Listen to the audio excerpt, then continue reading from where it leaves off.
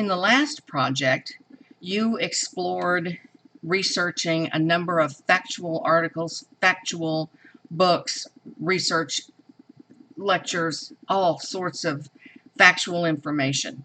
And now I want you to take this to the next level and analyze film. Film is a tremendous part of today's world, and I want you to pick out a documentary that is important to you. I don't care what documentary it is, whatever floats your boat. And I want to make sure that you're interested in it. It can be a short documentary, it can be long, whatever the content, make sure that you read that. And I want you to pay attention to, remember in Dinner Party, how you persuaded the members who came to your party to support the cause that you created? Well, as you watch this documentary, I want you to pay attention to how the documentarians present information in such a way that you arrive at certain conclusions about that subject matter, right?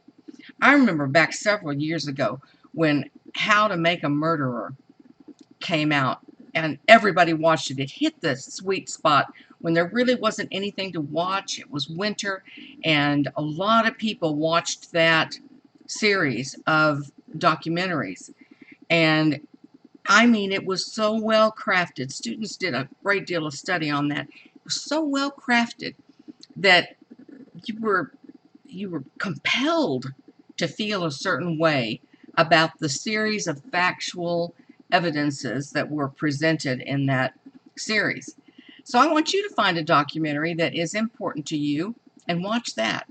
Then I want you to watch a fictional piece of film. It can be the pilot of a Netflix series. It can be an actual movie. It can be a short film. It can be anything you want it to be, as long as it is fictional. And when you watch that fictional account, I want you to see how you as the viewer are encouraged to see characters in a certain way. How are they lit? How are they filmed? Remember, if something is filmed from a position where the camera is down here looking up, that's a power position.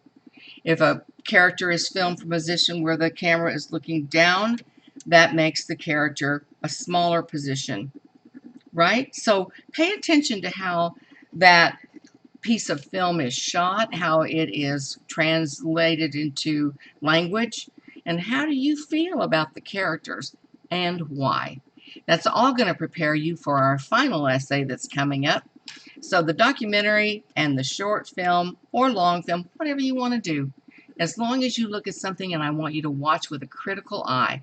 That doesn't mean I want you to look at what's wrong with it. I mean, a critical eye means, what does this piece of film want me to do? They want me to be on their side about something? Do they want me to favor a certain character? What do they want me to do? Have a good time with this, and then we'll get ready for the last essay for the course. That concludes this overview.